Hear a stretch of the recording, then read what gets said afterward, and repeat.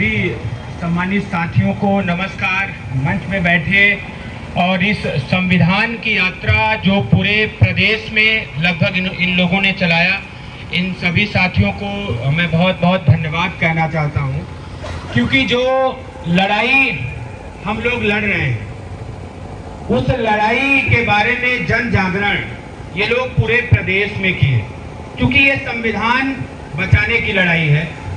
संविधान जिस तरीके से इस समय खोखला किया जा रहा है, संविधान को तोड़ने की बात की जा रही है, संविधान की प्रतियां जलाने की बात हो रही है। इस समय जो सत्ता और शासन में बैठे लोग हैं, मनुवादी विचारधारा के लोग हैं, मनुवाद से ग्रसित लोग हैं, और वो लोग हम जैसे तमाम यहाँ जो आगे नौजवान बैठे हैं, साथी बैठे हैं मंच पे, हमारे बुजुर्ग साथी बैठे हैं, हमारे सहपाठी बैठे हैं, जो लोग संविधान को बचा रहे हैं, ये मनुवादी लोग इस संविधान को नहीं मानते, क्योंकि यहाँ संविधान की बात हो रही है और पूरे प्रदेश में रैली हुई है।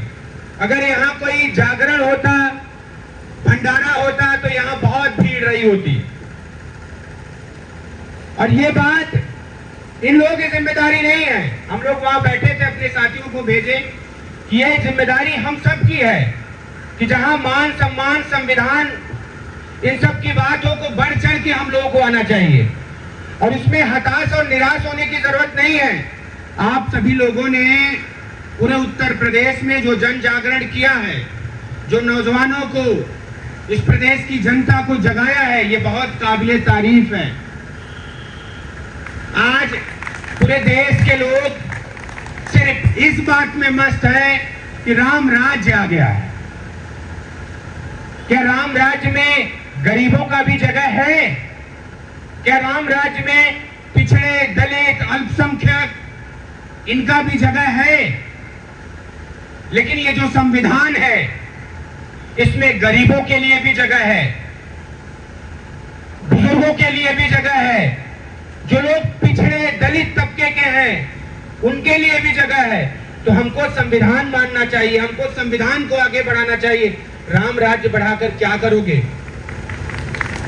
आज जहां पूरे देश और प्रदेश में रोजगार की बात होनी चाहिए, शिक्षा की बात होनी चाहिए, स्वास्थ्य की बात होनी चाहिए, बात किसकी हो रही है? राम राज्य की बात हो रही है। अयोध्या में रिकॉर्ड बनाए जा रहे हैं। किस बात के रिकॉर्ड बनाए जा रहे हैं भाई? हम गरीब, पिछड़े, दलित और बाबा साहब के दिए हुए संविधान को कुचल कर राम राज्य बनाया जा रहा है।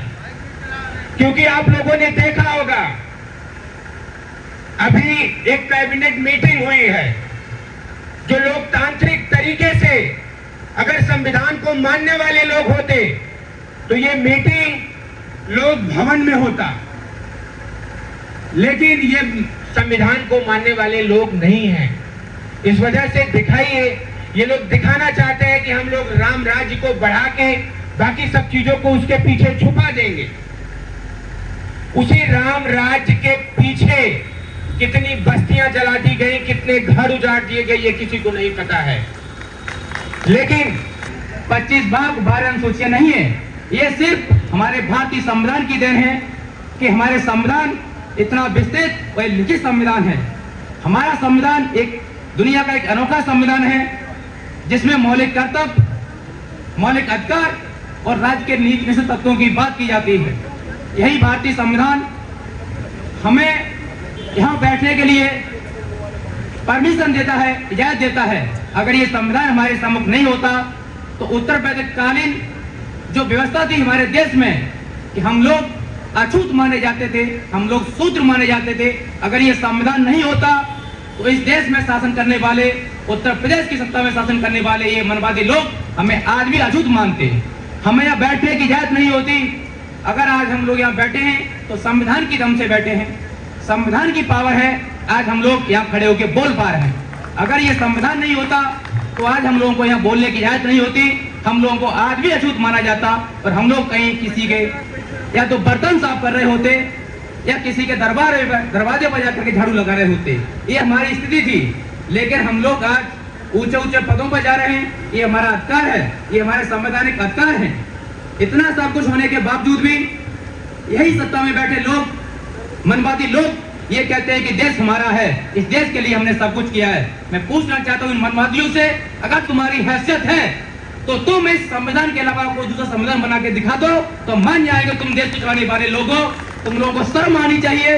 तुम हम दल पिछड़ों के माध्यम से बनाए गए संविधान के माध्यम से देश को चलाने वाले हो। तुम्हारी कोई हैसियत नहीं है तो तुम एक कोई ऐसा कानून बना लो, ऐसा कोई संविधान बना लो जिसके माध्यम से तुम लोग देश को चला सको। ये हम दल पिछड़ों की देन है। तुम लोग कहते हो हमने इस देश को क्या दिया है, हमने देश को क्या नहीं दिया, जिसके बल पर ये लोग आज लोकतंत्र देश में देश के प्रधानमंत्री मुख्यमंत्री बन सकते हैं। इस संविधान को, इस व्यवस्था को देने वाले हम ओबीसी एससी समाज के लोग हैं, जिन्होंने इस देश को इस संविधान के रूप में वो महत्वपूर्ण वस्तु प्रदान की जिसके आज नहीं तो कल होगा। क्योंकि बाबा साहब भी इसी प्रकार से संघर्षों से, और हमारे अन्य महापुरुष चाहे जिसका नाम ले लें, चाहे जो शिक्षा के देवी सावित्रीबाई फुले कही जाती हैं, उन्होंने देखा होगा जो उनका मिशन था जन जन को शिक्षा देना, गरीबों को शिक्षा देना, उन्होंने भी कितनी कठिनाइयों का सामना किया। आप सभी को पता है वो तो रास्ते में जब जाती थी तो कुछ लोग कीचड़ फेंकते थे, कुछ लोग गोबर फेंकते थे, तो वो घर से 2 वस्त्र 2 साड़ियाँ लेकर के जाती थी। हालांकि आज के दौर पे ऐसा दौर तो तब भी नहीं है।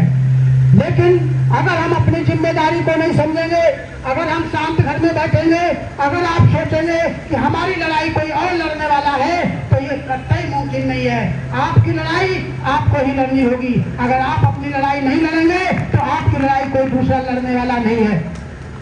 कम शब्दों में बात खत्म करके बाबा साहब ने एक आह्वान किया था हम लोगों से कि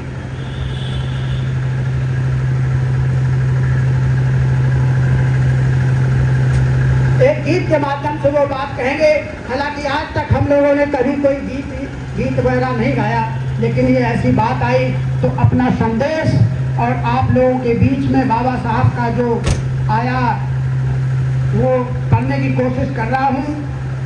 ओ बहुजन मेरे मरने के बाद, ओ बहुजन मेरे मरने के बाद इतना फर्ज निभा देना, इतना फर्ज निभा देना, जो कारवां मैं लाया यहाँ तक, जो कारवां मैं लाया यहाँ तक, पीछे नहीं हटा देना, पीछे नहीं हटा देना। ओ बहुजन मेरे मरने के बाद, ओ बहुजन मेरे मरने के बाद इतना फर्ज निभा देना, इतना फर्ज निभा देना।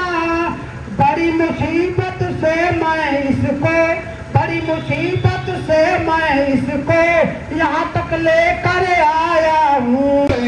ये बड़े ही चिंतनीय विषय है, क्योंकि यहाँ पर दिन तो अच्छा गुजर जाता है, लेकिन शाम को जिस कदर यहाँ पर मच्छर काटते हैं, अगर हमारे इन युवाओं को कोई बीमारी हो गई तो इसका जिम्मेदार कौन होगा? क्या ये योगी लाके उन बच्चों को वापस देगा? नहीं दे पाएगा, क्योंकि वो जिसके हमारे पूर्वांचल में कहावत कही गई है, आगे नाच ना पीछे पधा, ओकरे आगे नाचे गधा।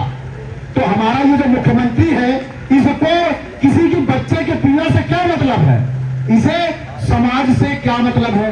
अभी हाल ही में हमारे कई साथियों ने, यहाँ पे युवा साथी आए, उन्होंने बताया कि यहाँ पर राम राज्य चल रहा है। तो वास्तव में राम राज्य है ये? कैसे है राम राज्य?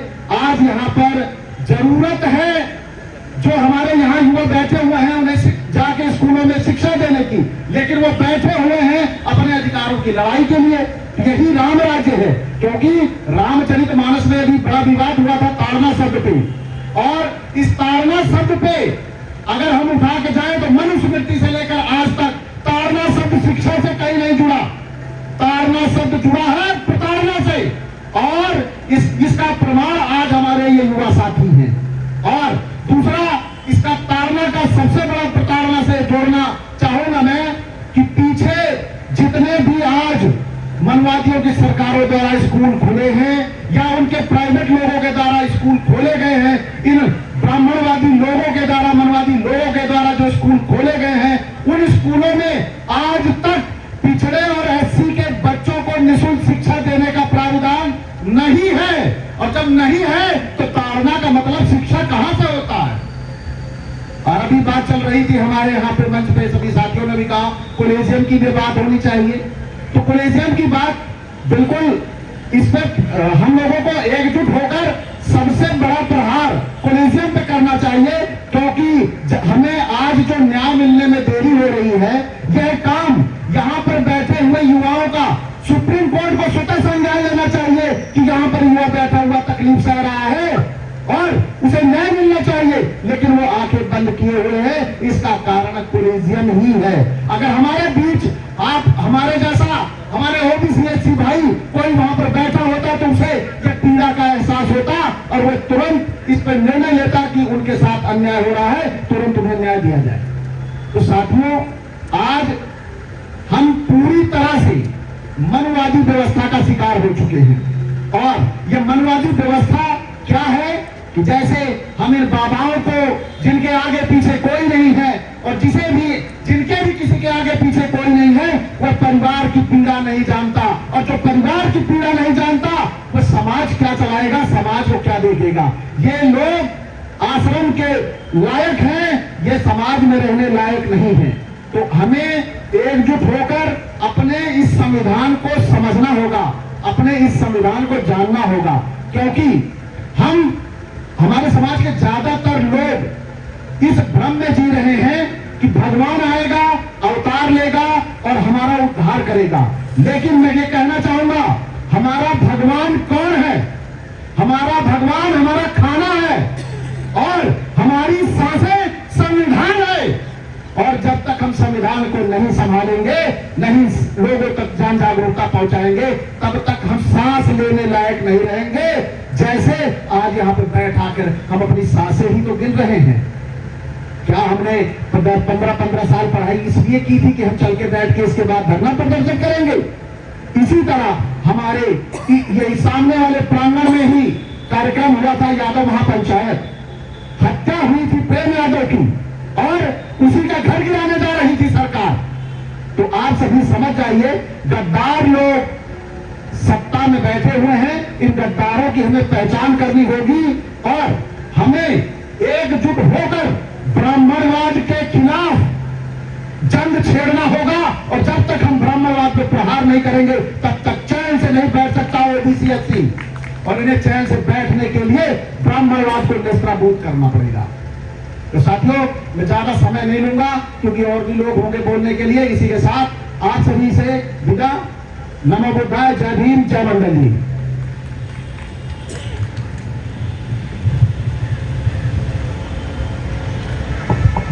बहुत बहुत धन्यवाद असल सिद्धार्थ जी। अभी एक भाई कह रहे थे कि हम शूद्र हैं, और शूद्र अगर न होते तो इस बड़े प्रदेश के रहे मुख्यमंत्री, उनका बंगला गंगा जल और गौमूत्र से धुलवाया गया। और ये तो वही मनुवाद की व्यवस्था को सामने ला रहे हैं। उसी समय चिता दिया था और उसी समय इस बात को कह दिया था, और केवल लोगों में भ्रम फैला करके, आपस में लड़ा करके इस सत्ता पर काबिज हैं। अब की जानना होगा, समझना होगा। अब मैं पेरियार ललई सिंह के भतीजे सुरेंद्र सिंह जी हमारे बीच में हैं, मैं उनको बड़े सम्मान के साथ आमंत्रित करना चाहूँगा। श्रद्धेय माननीय सुरेंद्र सिंह जी आए और बच्चों को मार्गदर्शन करते हुए इस संविधान जन जागृत यात्रा को सफल बनाने के लिए, समापन व्यवस्था को सफल बनाने के लिए आए। माननीय सुरेंद्र सिंह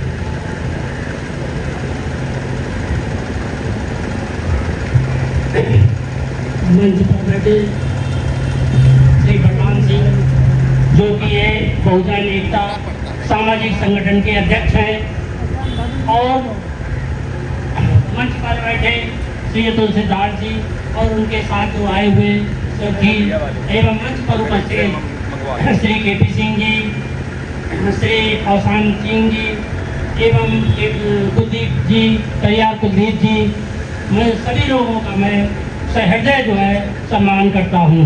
इसके बाद हमारे सम्मुख बैठे जो छात्र हैं, बच्चे हैं, अन्य लोग बैठे हैं, मैं उनका भी हृदय से जो है सम्मान और आदर से सम्मान करता हूँ। साथियों, इस वक्त जो है और इस वक्त हमारे बीच में जो है नेशनल जनपद के संपादक भाई नीरज पटेल जी इस वक्त मंच पर आ रहे हैं। मैं बलराम जी से कहूँगा कि उनका हृदय से जो है स्वागत किया जाए। मतलब जो है माननीय श्री नीरज पटेल जी।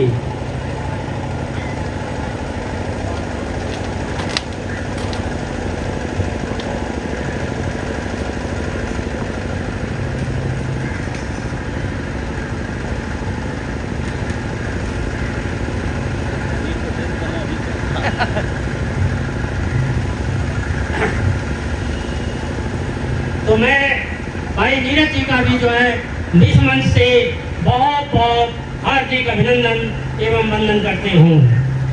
साथियों, ये जो संविधान यात्रा जो मुजफ्फरनगर से चल करके विभिन्न जिलों से होते हुए बदायूं और हापुड़, अलीगढ़, हाथरस,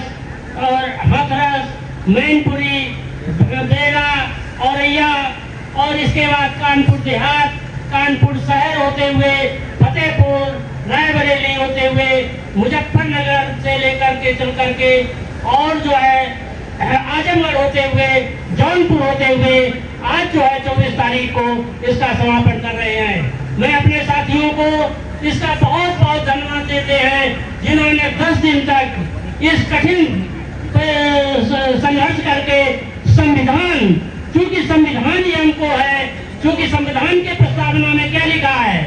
समता, बंधुता, समानता और न्याय। और आज के युग में इन सभी चीजों का, चूंकि हमारे बाबा साहब डॉक्टर B.R. अम्बेडकर जिन्होंने संविधान की रचना की थी, उन्होंने ऐसा नहीं है कि उन्होंने किसी वर्ग को छोड़ दिया हो।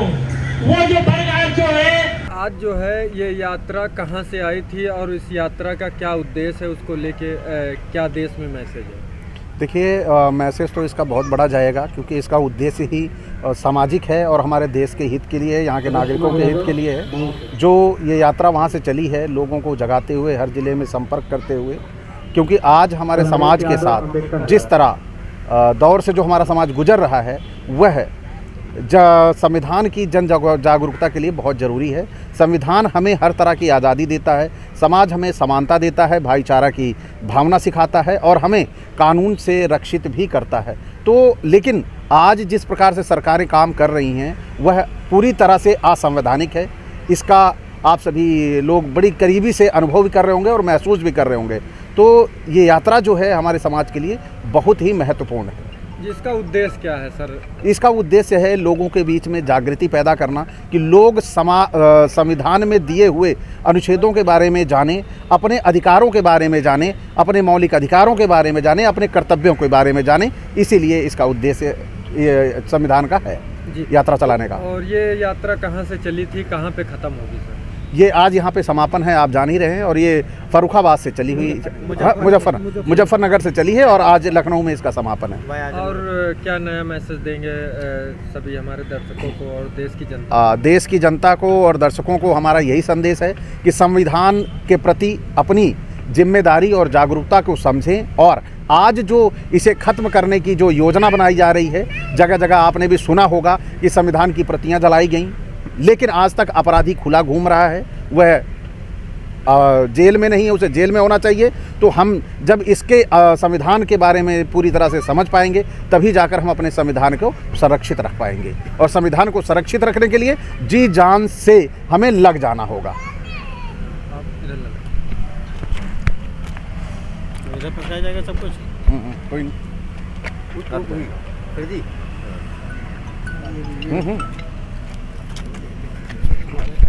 मंथली 5 मिनट का समय दे दो उसको। किया हूँ, बिजी जा रहा है करके बताना। नीचे करो, थोड़ा नीचे। और इधर इधर हाँ भैया न रहे, हम लोग आप ही को देख रहे थे। हाँ, बस। सर आप अपना परिचय देते हुए बताइए। जो मैं शिव कुमार यादव, राष्ट्रीय अध्यक्ष यादव सेना व अखंड भारत मिशन। थोड़ा जोर से बोलिए सर। और आज जो है ये यात्रा यहाँ पर समापन हुई, उसका उद्देश्य क्या रहा है? देखिए, जब से ये सरकार आई है, मनुवादी सरकार आई है, चाहे मोदी बैठे हों केंद्र में या योगी यहाँ बैठ गए हों, दोनों रिपीट हो चुके हैं। एक तिबारा की तैयारी करने के मूड में हैं। और जब से ये सरकार आई है तभी से, क्योंकि ये आरएसएस से पोषित सरकार है, आरएसएस से चलने वाली सरकार है, जिनको चलाने वाले ये कहते हैं कि जब हम पूरी ताकत से सत्ता में होंगे तो संविधान बदल देंगे। वो बाबा साहब के संविधान को ना मानकर मनु के संविधान को मानने वाले लोग हैं और मनुवादी व्यवस्थाओं से लोगों को कुचलने का कुचक रचते रहते हैं। कभी प्रतियां जला दी जाती हैं, कभी कहा जाता है कि हम तो संविधान को मानते ही नहीं, लेकिन उनके ऊपर कोई कार्रवाई नहीं होती है। और रामचरितमानस में जो गलतियां हैं, जो गलत लिखा गया है किसी के बारे में, किसी जाति के बारे में, समाज के बारे में, अगर उसका विरोध कोई कर देता है, वो सिर्फ चौपाई जला देता है तो उनको जेल में डाल दिया जाता उठा के। तो मुझे कहना सिर्फ यही है कि यात्रा जो मुजफ्फरनगर से 14 तारीख को शुरू हुई, आज 24 तारीख हो गई, 10 दिन चली है और लगभग पूर्वांचल होते हुए यहाँ लखनऊ पहुँची, आज समापन है इसका। ये यात्राएं सिर्फ संविधान दिवस के इर्द गिर्द या बाबा साहब भीमराव अम्बेडकर की जयंती के आसपास, उनके पुण्यतिथि के आसपास, बीपी मंडल के जयंती और पुण्यतिथि के आसपास ही नहीं चलाई जानी चाहिए। ये अनवरत चलनी चाहिए। यात्रा अगर बस से ना चले तो साइकिल से चले, पैदल चले, गांव में चौपाल होनी चाहिए। क्योंकि ये बातें अगर आप नहीं पहुंचाएंगे अपने लोगों के बीच ना, तो आपके बीच के जो जयचंद तो नहीं कहना चाहिए, जयचंद अच्छा आदमी था, उसने तो सम्मान की लड़ाई लड़ा था। विभीषण जो बैठे हैं हमारे समाज के, चाहे केशव प्रसाद मौर्य हों, चाहे स्वतंत्र देव सिंह हों, पटेल हों, या एक और पटेल हैं महिला, वो हैं, उनके पति हैं, या डॉक्टर निषाद हों, चाहे आजकल एक राजभर चचा हैं, वो भी उन्हीं की माला जप रहे हैं। ये सिर्फ़ और सिर्फ आपके वोटों की दलाली करके वहाँ ले जाकर बेच देंगे, रुपया पैसा लेके या मंत्री का पद लेके। क्योंकि एक व्यक्ति भी चू नहीं बोल रहा है। यहाँ 69,000 भर्ती पीड़ित बच्चे पड़े हैं, जो 15,000 पद चुरा लिए गए ओबीसी के। कौन ओबीसी का नेता आ रहा है भाजपा में बैठा हुआ? उनको सिर्फ वोट चाहिए भाजपा का। अगर ये यात्राएं नहीं होंगी, आपको संविधान के प्रति जागरूक नहीं करेंगे अपने समाज को, तो ये आपके घरों में से आपकी व्यवस्थाएं चुरा लेंगे और आप कुछ नहीं कर पाएंगे। फिर से ये वही चाहते हैं कि अगर आप इनकी चोरी के खिलाफ, गलत जो ये कर रहे हैं उनके खिलाफ बोलिए तो आपकी ज़बान कटवा लें। अगर उनकी गलतियां, उनकी चोरियां आप पकड़ लें, सुन लें, तो आपके कानों में शीशा पिघला के डलवा दें। ये सिर्फ वही चाह रहे हैं। और उसके लिए सिर्फ उसका से बचने का सिर्फ एकमात्र रास्ता है संविधान। और संविधान को जब तक आप मजबूत स्वयं नहीं करेंगे, संविधान के लिए अपने घर परिवार के लोगों को और आने वाली पीढ़ियों को जागरूक नहीं करेंगे, तो फिर से आप गुलाम बनने के लिए तैयार रहिए। सामने हड़िया और पीछे झाड़ू। बिल्कुल स्कूल में पढ़ाया जाना चाहिए। बिल्कुल पढ़ाया जाना चाहिए भाई। जिस संविधान की शपथ लेके देश चल रहा है, अदालतें चल रही हैं, मंत्रिमंडल चल रहा है, उस संविधान को क्यों नहीं पढ़ाया जाना चाहिए? संविधान पढ़ाया जाएगा। संविधान में जो हमारे संवैधानिक अधिकार हैं, हमारे अन्य व्यवस्थाएं जो उससे चल रही हैं, जब तक हमारे बच्चे नहीं जानेंगे वो लड़ेंगे कैसे? वो तो पढ़ते पढ़ते नौकरी के चक्कर में पड़ जाते हैं कि अब हमको रोज़गार चाहिए। संविधान के बारे में तब जान पाते हैं जब सब कुछ करने के बाद उनको नौकरियां नहीं मिलती, उनको रोडों पे धरना देना पड़ता है। तब वो कहते हैं कि अब हमको ज़रूरत किसकी है? संविधान की। फिर संविधान से लड़ते हैं, फिर पाते हैं, उसमें पता चला वर्षों समय बीत जाता है। लेकिन अगर ये चीज़ शुरू से ही बच्चों को पढ़ाई जाए कि संविधान क्या है, संविधान ने तुमको क्या दिया है, उसमें क्या तुम्हारे हक अधिकार हैं, कैसे तुम लड़ सकते हो, कैसे तुम जीत सकते हो, तो ये लड़ाई आसान हो जाएगी। महोदय जी, आप जातियों में बटे हुए हैं, एकजुट कैसे होंगे? जनता को इस बारे में क्या संदेश देना चाहेंगे आप? भैया, जातियों में बटे हुए हैं, लेकिन बहुजन समाज की जो भी जातियां हैं, पिछड़े समाज की, दलित समाज की, या अल्पसंख्यकों की जो भी जातियां हैं जो दलित में आती हैं, ओबीसी में आती हैं, सबकी समस्याएं तो एक है ना। सबके रहन सहन के तरीके एक हैं। सब कमेरा समाज से आते हैं, सब मेहनत मजदूरी करने वाले और खेती करने वाले लोग हैं। तो जातियों से कहा तो किसमें जातियाँ नहीं हैं? जिनको आप समर कहते हैं, क्या उनके पास जातियाँ नहीं हैं? ब्राह्मणों में कम से कम 15-20 जातियाँ हैं, तो हम क्या मान लें ब्राह्मण एक नहीं है? आप उनको देख के कुछ नहीं सीख पाते हैं, आप उनको देख के सिर्फ मंदिर जाना सीख पाते हैं। वो तो सर अपने आप को स्वर्ण कहते हैं ना। स्वर्ण कहते हैं ना, उनसे पूछिए ना। तिवारी कहता मैं दुबई में शादी करूँगा, तिवारी में नहीं करूँगा। वो भी तो वहाँ भी तो वही व्यवस्थाएं हैं, क्योंकि ये जानबूझ के ऐसी व्यवस्थाएं करें। और आपसे क्या कहते हैं, अच्छा यादव जी आप क्या यार ग्वाल हो तो ग्वाल में शादी करना, नहीं तो आपका जो जीन है ना वो ख़राब हो जाएगा।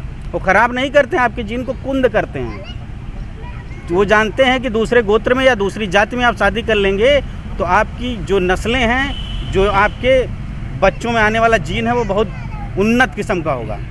और हमारा समाज खेतिया समाज है, हर साल अपने खेतों में अनाज बदल देता है लेकिन जीन नहीं बदलना चाहता, जिससे सैकड़ों साल लोग जिंदा रहते हैं, पीढ़ियाँ चलती हैं। जातिगत जनगणना पे क्या कहना चाहेंगे? जातिगत जनगणना ही हमारे आपके मूलभूत अधिकार पाने का एकमात्र रास्ता है। जब तक जातिगत जनगणना नहीं होगी पता नहीं चलेगा कौन किसका हक मार रहा है। जैसे नहीं कहते ओबीसी का हक तो यादव ने मार लिया, दलितों का हक चमार ने मार लिया। बिहार में जनगणना हो गई, पता चल गया 14.6% ओबीसी में यादव है और 1.5% सिर्फ नौकरियों में और खेती में उसका हिस्सा है। तो बाकी कौन खा रहा है? दलित तो नहीं खा रहा है, मुस्लिम तो नहीं खा रहा, खा कौन रहा है? सवर्ण खा रहा है। तो जब तक आपकी जनगणना नहीं होगी, ये आपको कुत्ता बिल्ली गाय भैंस के जनगणना मुलझाए रहेंगे, गणना मुलझाए रहेंगे, लेकिन जनगणना इंसानों गणना नहीं होगी जिनके बदौलत ये सत्ता में बैठे हैं। अब अगर ये भाजपा वाले सत्ता में बैठे लोग आते हैं चुनाव के समय कि हमारी सरकार आएगी, हमको वोट दो, हम जनगणना करवा देंगे, तो इनको बढ़िया सा चप्पल निकाल के पहले 2 ही चप्पल मारिए, तब बात करिए कि 10 साल तुमने क्या किया सत्ता में बैठ के। 2 बार तुमने कस्में खाई, हम आपका हक अधिकार देंगे, हम आपकी जनगणना करवाएंगे, हम आपके बच्चों की पढ़ने लिखने की व्यवस्था करेंगे, हम आपको हवाई यात्रा करवाएंगे। हवाई चप्पल तक छीन ली इन लोगों ने। इतनी समझ अगर आपके पास नहीं है समझने की, तो फिर तो आप इनके जो मनुवादी व्यवस्थाओं की वो चक्की है ना, उसमें पिसने लायक ही हैं। फिर आपको कोई नहीं बचा सकता।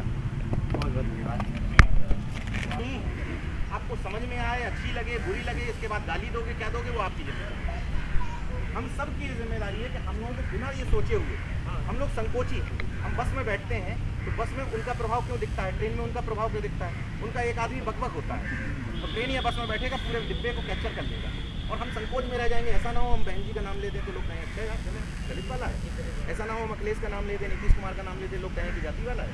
ऐसा हम यार ये कहते हैं कि हम चंद्रशेखर भाई को बहुत पसंद करते हैं तो कहें अरे यार ये उसी तरफ खड़ा हुआ है। ये संकोच हम लोगों को छोड़ना होगा, भोंपू बनना पड़ेगा। भोंपू जैसे पहले सरकारी भोंपू होता था ना दूरदर्शन, वैसे ही हम सब लोगों को पान की दुकान पे खड़े हों, चाय की दुकान पे खड़े हों, बस में बैठे हों, ट्रेन में बैठे हों, अगर किसी ने अपना मुद्दा घुसेड़ा उस मुद्दे पे बहस मत करिए। कोई अगर राम मंदिर पे बात कर रहा है उसको काटिए मत, जातिवार जनगणना घुसेड़ दीजिए, उसके मुद्दे को काटने की जरूरत नहीं है। आप, मैं चूँकि मीडिया का विद्यार्थी हूँ तो मैंने एक चीज़ समझी, एजेंडा सेटिंग। एजेंडा सेटिंग ये होती है कि मीडिया या ये भोंपू लोग ये डिसाइड नहीं करते कि आप प्लस में बोलें या विपक्ष में बोलें, ये डिसाइड करते हैं कि किस बारे में बोलें। मुद्दा सेट कर देते हैं कि पनौती पे ही बात होगी 10 दिन देर।